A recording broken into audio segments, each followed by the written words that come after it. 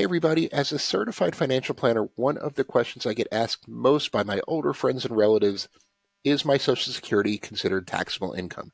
So we're going to answer that question for 2025.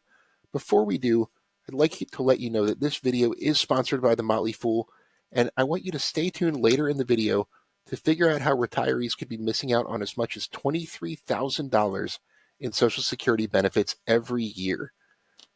So let me dive right into this. Is Social Security taxable? The answer is maybe. I'm going to share my screen real quick to kind of show you what I mean by this. So Social Security benefits can be taxable depending on how much income you have. Most states do not tax Social Security benefits on the state level. There's, I think, 9 that still do to some degree. Most don't. I did a separate video on that, so be sure to check that out. But on the federal level, they can be considered taxable income. So there's, for some people, as much as 50% of your Social Security benefits are subject to federal income tax.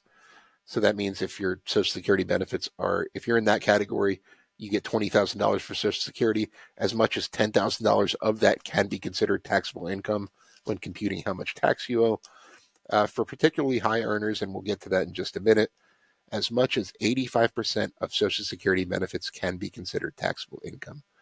So we're going to get to those in just a minute. Let me go ahead and share or move the slide.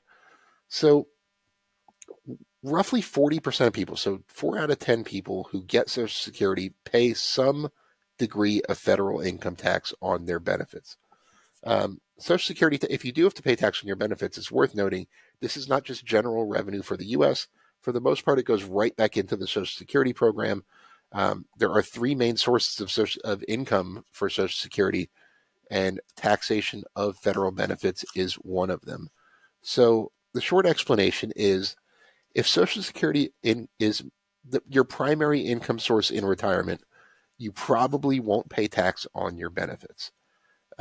So there's one number that you need to know, and this is the key number that determines whether or not your Social Security is taxable or not, and it's known as your combined income.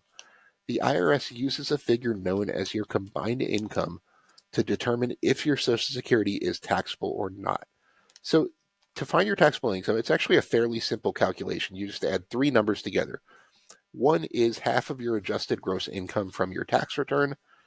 So if your your full adjusted gross income from your tax return. So if your adjusted gross income was $50,000, you would use that. You will add 1/2 of your Social Security income. So if you got $20,000 from Social Security, you would add $10,000 when computing your combined income. And finally is any non-taxable interest income you might have. This doesn't apply to all retirees, obviously. The main source of that is if you have tax-free municipal bonds. Not every retiree has that, but if you do, you would add that into your combined income calculation. So as an example, so we're going to look at 2 examples here. So let's say that Social Security is your main source of income.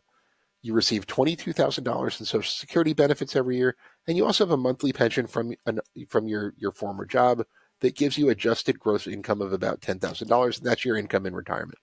In this case, your combined income would be your adjusted gross income, your AGI, of $10,000, plus, in this case, $11,000, which is half of your Social Security benefit, and that gives you a combined income of $21,000. So for a higher earner, just for example, let's say that you're a married couple and you and your spouse get a total of $40,000 in annual Social Security benefits. You also withdraw $50,000 from your retirement accounts like IRAs and 401ks, and you also get $10,000 in interest from tax-free bonds. So if you add those 3 numbers together, you see that your actual income is $100,000 a year, and your combined income is a little bit different. It would be that AGI, the $50,000 retirement account withdrawals, plus $10,000 in your tax-free bond interest, plus $20,000 because that's half of your Social Security benefit.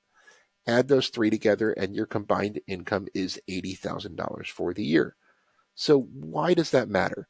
So for Social Security taxation purposes, there are 3 different groups. So the first group is if your combined income is less than $25,000 if you're filing individually, or less than $32,000 if you're filing a joint tax return. You won't have to pay any tax on your Social Security benefits. So that's why I say if your primary income source is Social Security, remember that first example where someone got $22,000 from Social Security and $10,000 in pension income, their combined income was less than that $25,000 threshold. Therefore, they wouldn't have to pay any tax on their Social Security benefits. Now, group two, if your combined income is between $25,000 and $34,000 single, or if you're a joint filer and your combined income is between $32,000 and $44,000, up to 50% of your Social Security benefit can be considered taxable income. Now, keep in mind that even if some of your Social Security income is considered taxable income, that's before all of the deductions that you get to apply to your tax return. Remember, adjusted gross income is before most deductions. It's before your standard deduction. It's before any itemized deductions if you have those. So keep that in mind. Just because you fall into one of these categories does not mean that you will pay tax on your Social Security benefit. It just means that some of your Social Security can be considered in the taxable income calculation. Doesn't necessarily mean you'll pay tax. And finally, group three, if your combined income is greater than $34,000 if you are filing your tax return as a single individual, or greater than $44,000 if you're filing with a spouse or just filing a joint tax return, up to 85% of your Social Security income can be considered taxable income. Now, think back to that second example I had where a married couple, had $80,000 in combined income. You would be in this category where 85% of that Social Security benefit could be considered taxable income. Doesn't mean you're going to pay tax on it. Remember, that's before any deductions and things like that come out of your tax return. So that just means you have to write it on your tax return as taxable income, not that you are going to pay tax on it. As a lot of people can tell you, just because you have taxable income doesn't mean you're going to pay tax on it. So one kind of X factor here, and because we're talking about 2025, could taxes on Social Security benefits go away? The Trump administration has specifically called out Social Security taxes as something they want to get rid of. It affects a lot of elderly individuals in a negative way. And really, the truth is that more individuals are affected by taxes on Social Security benefits than the law originally intended. So taxes on Social Security benefits, that wasn't always a thing. This came to be as part of the Reagan-era Social Security reforms. You might have heard that Social Security is projected to run out of money in the next 10 years or so if nothing's done. This isn't the first time that's happened. It happened in the 1980s, and we were actually just a few months away from Social Security running out of money when a bunch of tax reforms were put into place. One of them was higher earners would start paying tax on some of their Social Security benefits.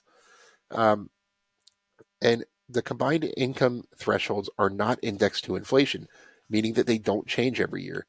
Those $25,000 and $34,000 thresholds for single filers that I mentioned a little while ago, those have been the same since 1993. That was the last time they were adjusted.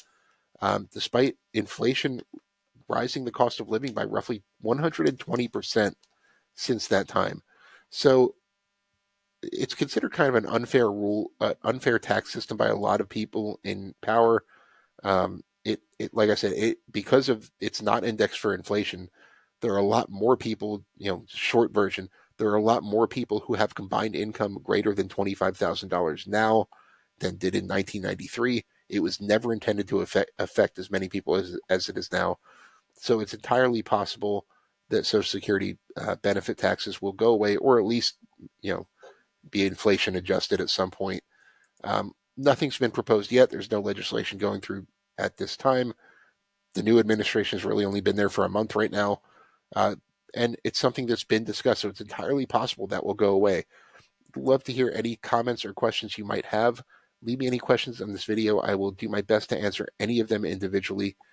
And hopefully you found this informative, and stay tuned for that message. So here's an interesting fact.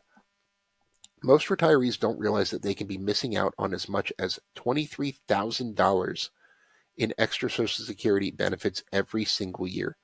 The truth is, Social Security has hidden strategies that can help you maximize your retirement income, but most people never take advantage of them. Luckily, our sponsor, The Motley Fool, has got you covered so you don't make that mistake. If you want to boost your benefits and retire with more confidence, go to fool.com/MattF right now to learn more about Motley Fool Stock Advisor.